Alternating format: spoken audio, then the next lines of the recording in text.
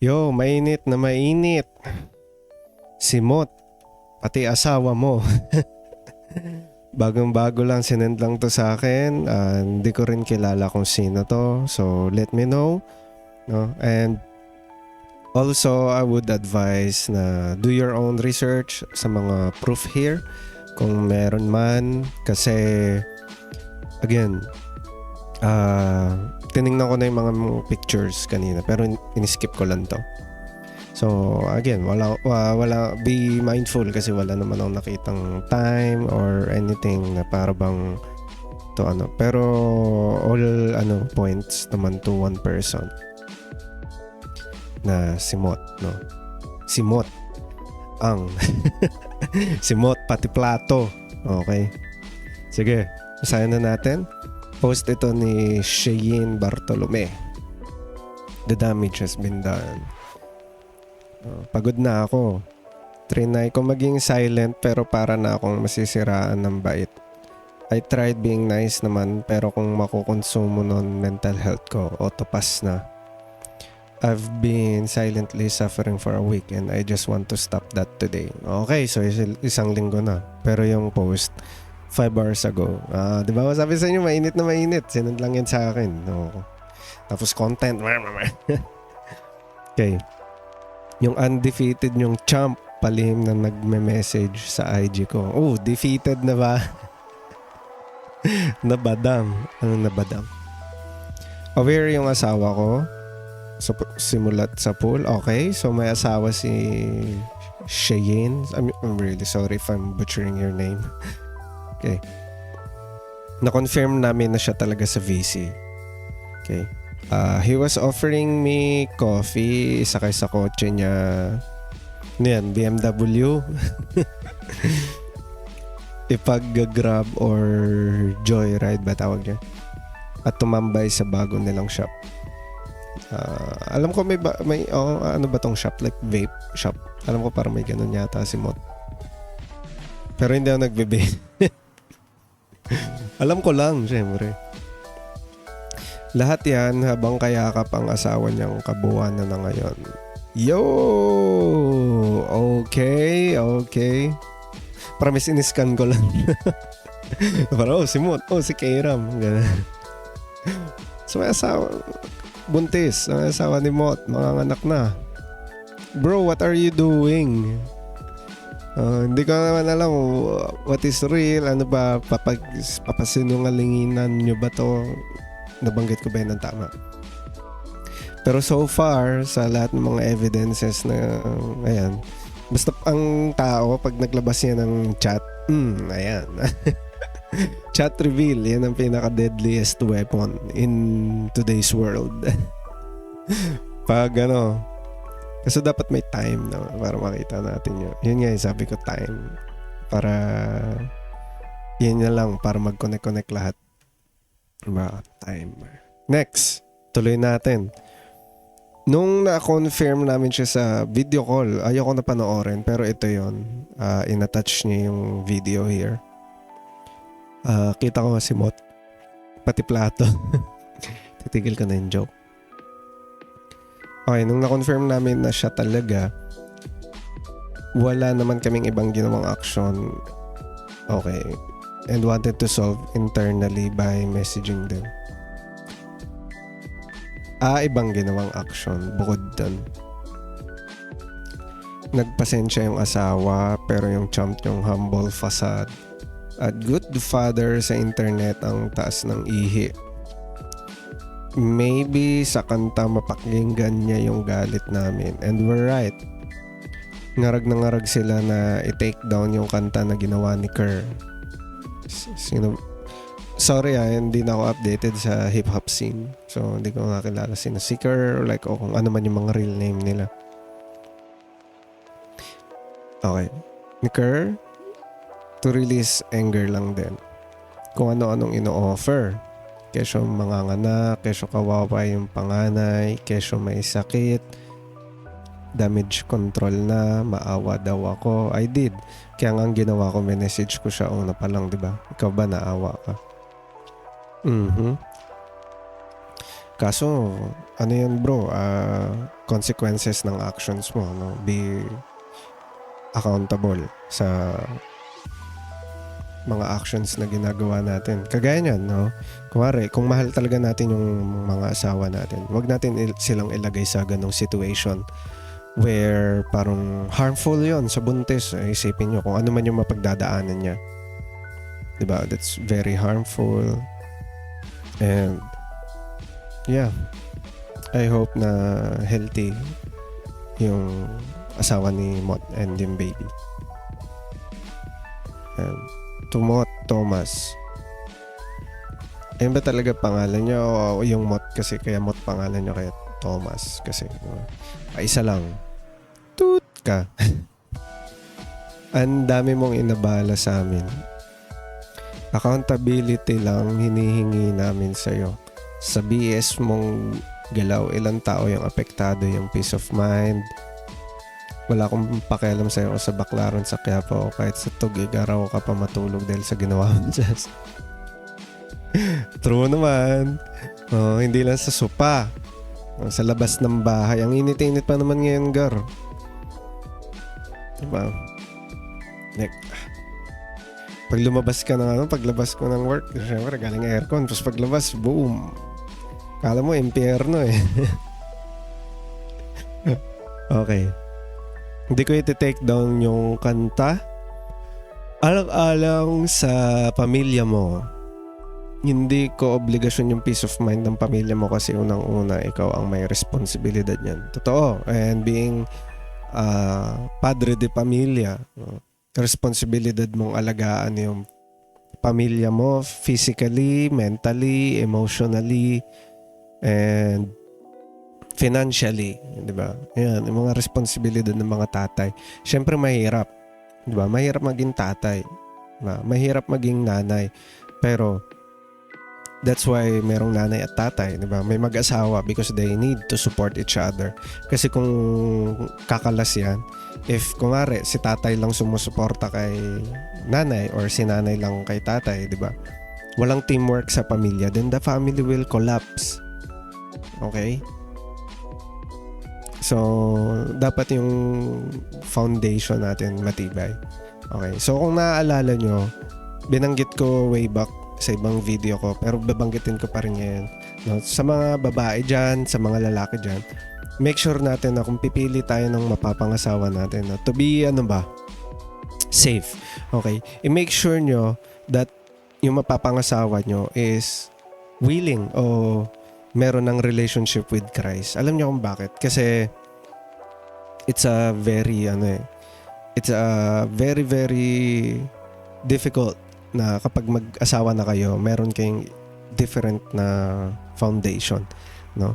And sa mga ganitong type ng problema, sabihin ko na sa inyo, hindi madali mag-asawa, hindi madali ang buhay mag-asawa, okay? Wala pa akong asawa pero I know that it's difficult. Hindi yan easy, lalo na pag may anak na kayo.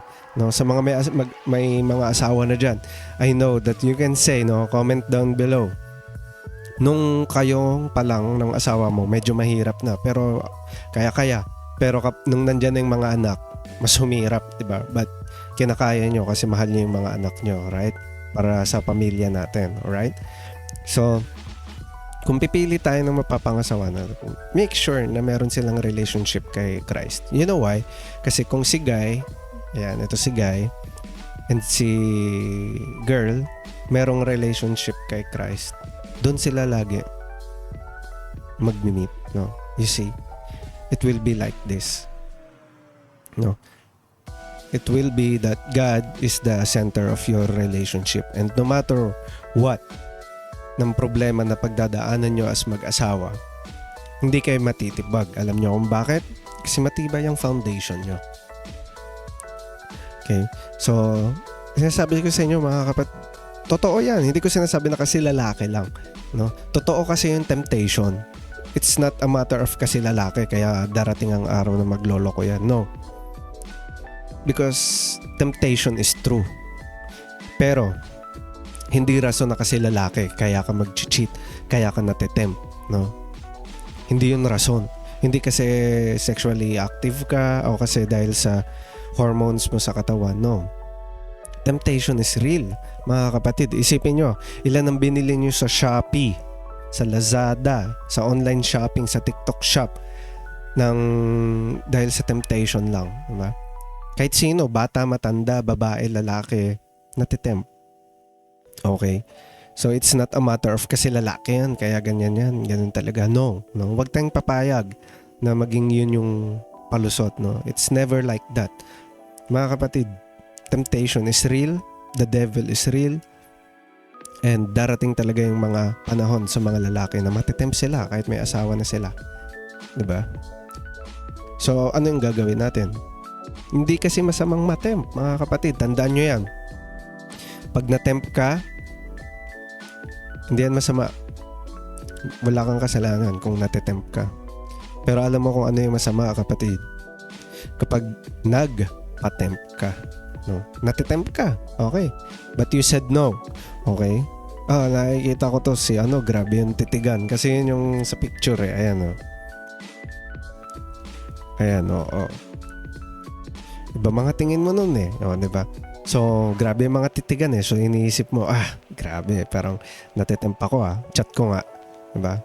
Hindi matempt na, hindi bad na matempt ka na parang, gusto ko talaga ito yung napupush ng lamang loob ko na gawin. Diba?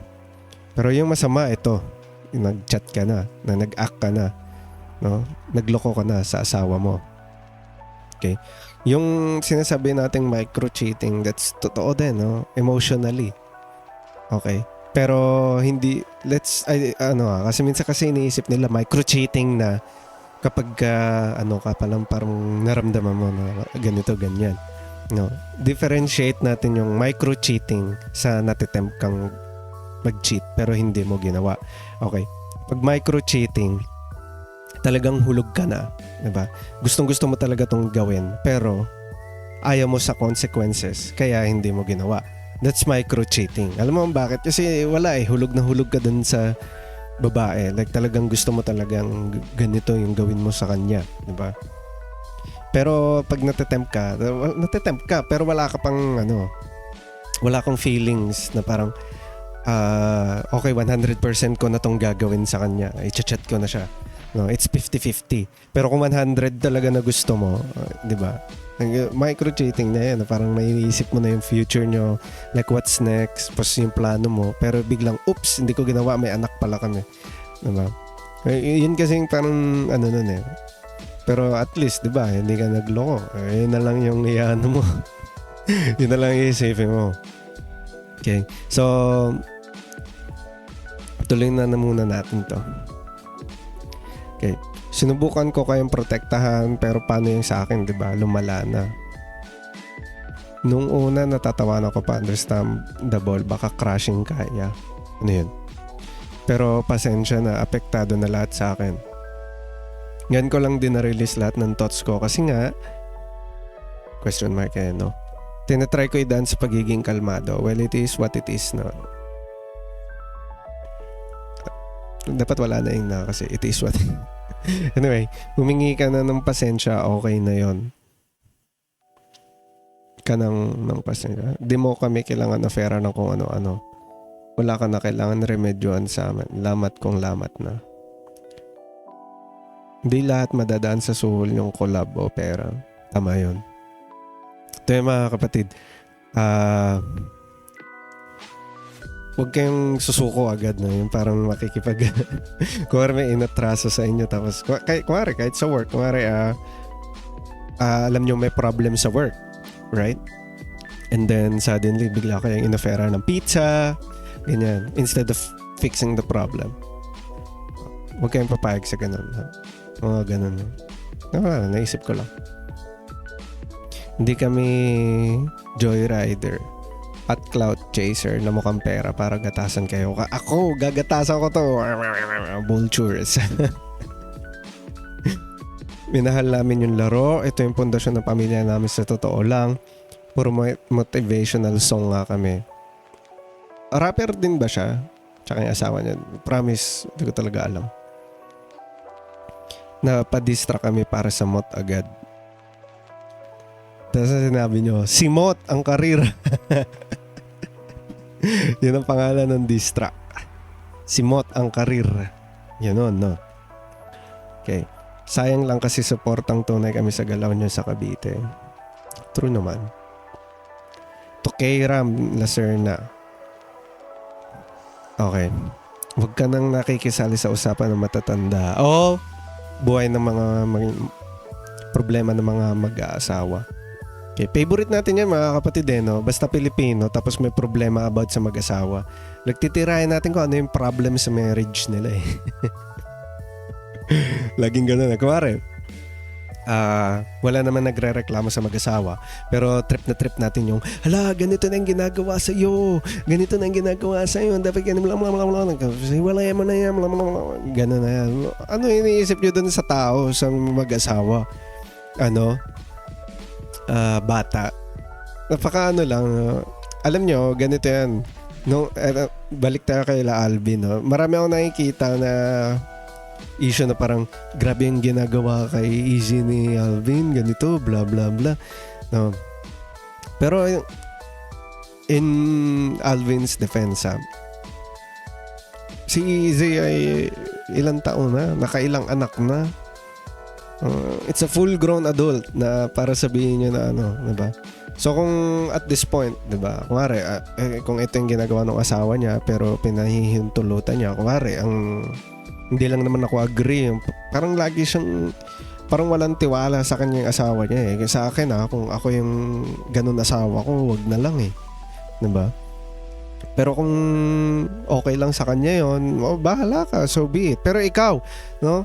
Ito pa yung nakakatawa. Karamihan pa na nagko-comment kay Alvin about sa buhay mag-asawa nilang dalawa. Mga walang asawa. Like alam niyo yon, karamihan is hindi naiintindihan kung ano ba yung thinking o kung paano tumatakbo yung isip ni Easy when it comes sa kanilang pamilya. Sobrang weird lang nung ganon. Okay. So ako, bakit ko ito pinangingimasukan? Kasi ito may tama at mali, no? Pero yung doon, hindi naman natin alam eh. It's a matter of, yung kila Alvin, it's a matter of will ba niya o hindi eh. Diba? Marami nga nagjo-joke na will of Alvin, ganyan, diba? Pero, totoo ba na ganon? Diba? Hindi naman natin kasi alam yung behind the scenes eh, no? Wala tayo sa bedroom nila, mga kapatid. Kung ano man yung nangyayari behind, no, wala tayo doon. So hanggang lang tayo, assumptions. Isipin nyo mga kapatid, sa mga may mga asawa dyan. Isipin nyo, yung mga kapitbahay nyo, laging pinapakinggan what's inside, no? What's happening behind those doors, no? Doon sa bedroom nyo, pinapakinggan kung anong ginagawa. Why am I talking about bedroom? No, I'm not talking about sex. It's just a term na kasi kayo, buhay mag-asawa kayo, no? Lahat ng buong street nyo nangihimasok sa buhay mag-asawa nyo. Like, anong mafe-feel nyo? Di ba ang annoying? Diba? Lalo na kung wala namang lalo na kung, like, ito lang yan mga kapatid, illegal ba? Illegal ba yung nangyayari sa kanila mag-asawa? No? Masasabihan nyo, medyo foul, no? Lalo na nung kumalat yung video na parang pinagdudahan niya yung anak niya. Like, sobrang ridiculous nun, promise. Kasi kung ako yun, at that point, parang divorce. Sige, pag-usapan natin yung divorce in the future. But, kung ako, ganun agad, di ba? Pero, isipin nyo, sila pa din, ito pa rin yung buhay nila, mag-asawa, di ba? Going strong. So, tayo, avoid natin yung ganun. No? Lalo na kung hindi naman illegal. No? Ito, may kulong to kung may magkakaso. Sa totoo lang. Diba? May bawsi na kagad. Biglang ganun eh. No? Hindi po ako lawyer. Assuming lang ako. Pero alam ko, kasalanan talaga yon. Anyway, you made it worse. Ikaw dahilan ba't nakapost to ngayon? Thank you kay Ram sa content. Nandamay ka pa ng mga civilian na walang kalaban-laban. Paano man lalaban? Oh! Kung ayaw kang ipaglaban. Oh! Flip-flop game. Tuloy natin. Ma'am, babarako kayo? Question mark. Pinaprotektahan mo pangalan ni Mot. kasama niya kasi sa'yo parehas na kayo doon. Okay. Sinubukan kong maging nice, mga peace. I stayed quiet. I'm a girl.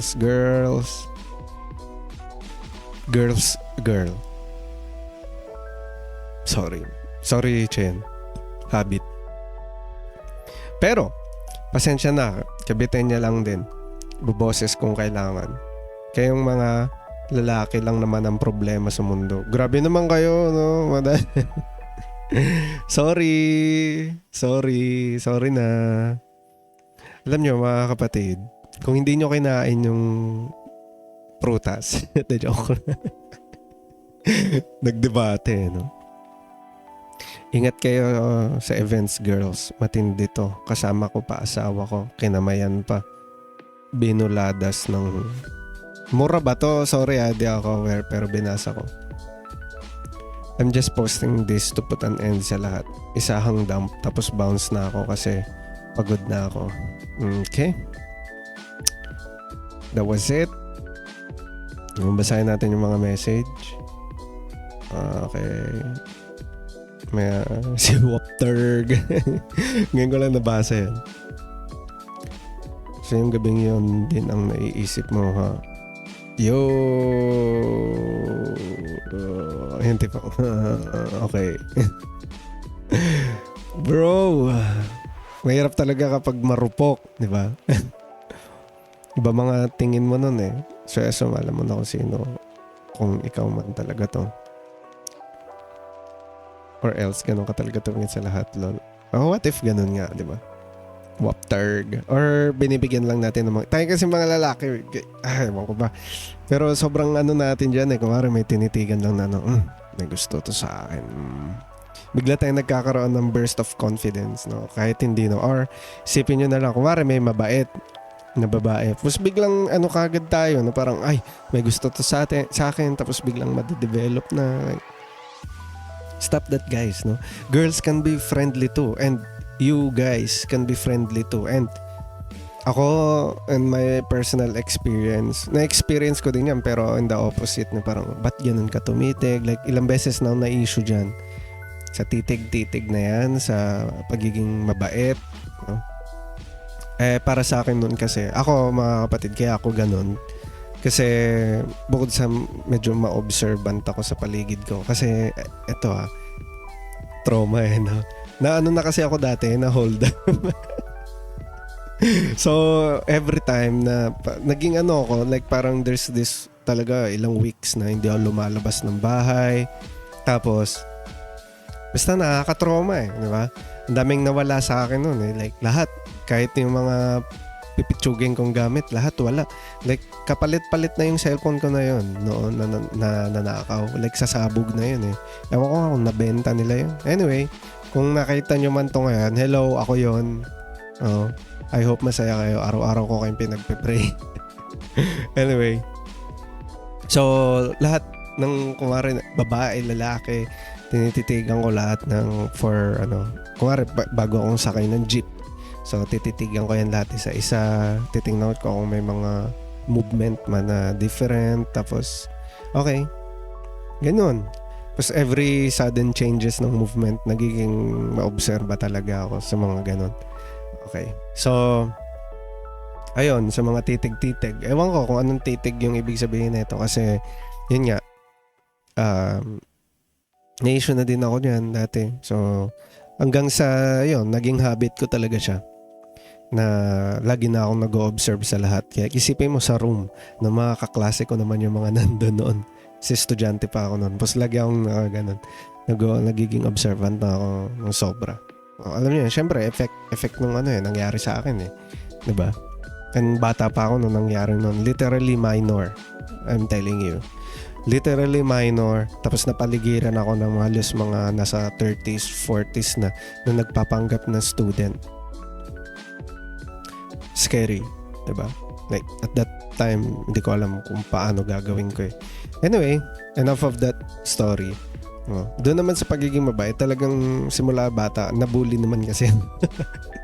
Nabully kasi ako nung bata ako. Tapos, yun yung parang naging thinking ko na dapat maging mabait ako para wala akong kaaway. Parang ganun. So, naging people pleaser ako at some point. No? So, ayun, sobrang bait ko lang palagi. Like, kung may mga nag-ask sa akin ng help, ginagawa ko talaga no matter what kasi gusto ko mapunta sa good side nila. And I know it's bad, no? Pero sige, siguro dahil sa trauma na din or what. But wala. Ngayon naman na-change ko na yun, pero for the better. Like, I'm still helping for a lot of people out there na talagang alam mo yun, nangangailangan talaga. So, ayan, malalagay ka talaga sa ganung situation na parang, oof, diba?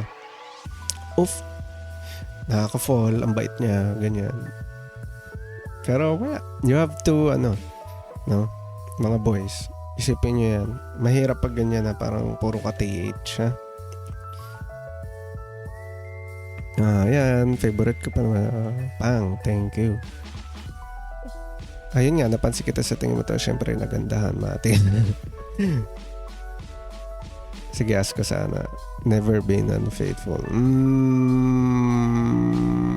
Anong sinagot niya dito?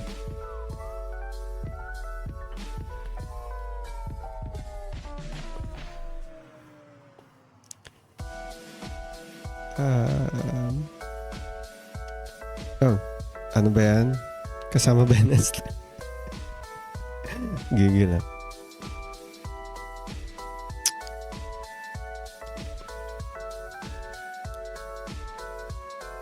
Okay.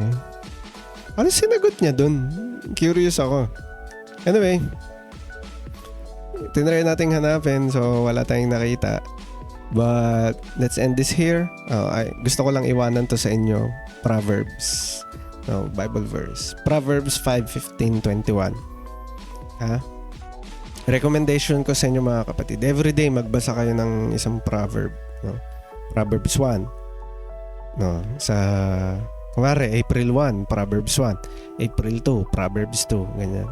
Kasi mga wisdom yan matututunan mo. Ito, nandito tayo sa Proverbs 5. Nung April 5 daw. Okay, so basahin natin. Babasahin ko sa NIV.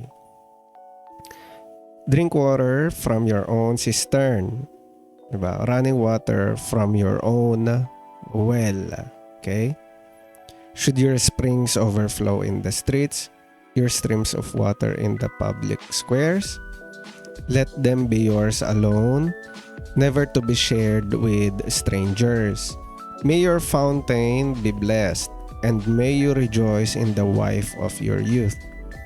A loving doe, a graceful deer, may her breasts satisfy you always. May you ever be intoxicated with her love. Why, my son, be intoxicated with another man's wife? Why embrace the bosom of a wayward woman? For your ways are in full view of the Lord, and He examines all your paths. Okay. So, ano ba yung natin dito? Ano bang take away, no? Ano ba yung pinaka-take away natin dito, no? So, drink water from your own cistern. Okay? So, running water from your own well, no? So, asan dito yung adultery, no? Bakit ito? Diba? Because that's what it is. Diba? Yung water from your own cistern or running water from your own well, no? Metaphor yon na parang sexual satisfaction sa buhay mag-asawa. So, dapat, no? Ano ba yung drink your own water, no? Parang water yung sexual desire mo or sexual satisfaction mo. Dun lang sa sarili mong kuhaan ng tubig. Dun lang sa sarili mong well. No? Meaning, dun lang sa sarili mong asawa. Diba? Should your springs overflow in the streets? Diba? Na naman na natin na yung water is parang ganon. Diba? Parang sexual desire. No? Let them be yours alone and never to be shared with strangers, mga kapatid. Diba? Again, yung sexual desire mo, wag mong i-share sa iba. Diba? And May your fountain be blessed and may you rejoice in the wife of your youth. Diba? And syempre, diba, wag tayong sinabi naman dito, diba? Why ma-intoxicate ka sa another man's wife, diba? Tatandaan natin na itong si ano pangalan niya? Si Cheyin ay may asawa na. Diba? Please. Kahit single pa yan, wag. Always remain faithful sa inyong mga asawa. Alam niyo ba kung bakit, mga kapatid? Yun yung pinangakuan nyo na makakasama nyo habang buhay. Tapos lolokohin nyo lang. Diba? Lalo na may mga anak na kayo. Isipin nyo, yung sagot dito sa never been unfaithful, the fact na tinanong to sa akin, instant ano na to eh. Diba? Yun, kaya medyo strange lang to me. Diba? Mayroon pang conversation. Siguro, na-mention naman niya na may tawag na ito. Alam nito ng asawa niya. And parang, sabi, sige nga, pigain mo nga kung siya talaga yan. Diba? Ganun. Para makuha sa VC. And may proof na siya, diba? Pero the fact na ito pa lang, ito, no, tapos bam, wala na, block na, diba? Para for me lang naman pero kung sila talaga, like gusto talaga nilang hulihin, andyan na yan. Pero, again, either way, diba? Dapat yun ang sagot mo kung naging unfaithful ka. You know why, mga kapatid? That's why dapat yung foundation natin kay God. We remain faithful sa ating Panginoon. Diba? We cannot, hindi tayo makakapagmahal in the first place kung hindi tayo minahal una ng Panginoon. Diba? And if we really love God, if we really love Jesus, we obey His commandments. Okay? So, paano ka magiging faithful sa asawa mo? Diba? Dapat yung love mo nanggaling talaga sa Panginoon. Kasi kung yung love mo is pag inalis mo yung cover, no, it's not love, it's dove. Diba? It's lust. No, hindi yan magtatagal, mga kapatid. Kasi kung lust lang yung meron ka, hahanap-hanapin mo yun sa iba. No? Ika nga nila parang titikim ka ng ibang putahe. Ganyan. Tapos ngayon, meron ka ng pamilya, meron ka ng anak. Tapos ngayon, i-hate ka ng anak mo. Diba? Gumagawa ka pa ng ways. No? Siyempre, ibang Bible verse naman. And I think na banggit na natin to before pa. No?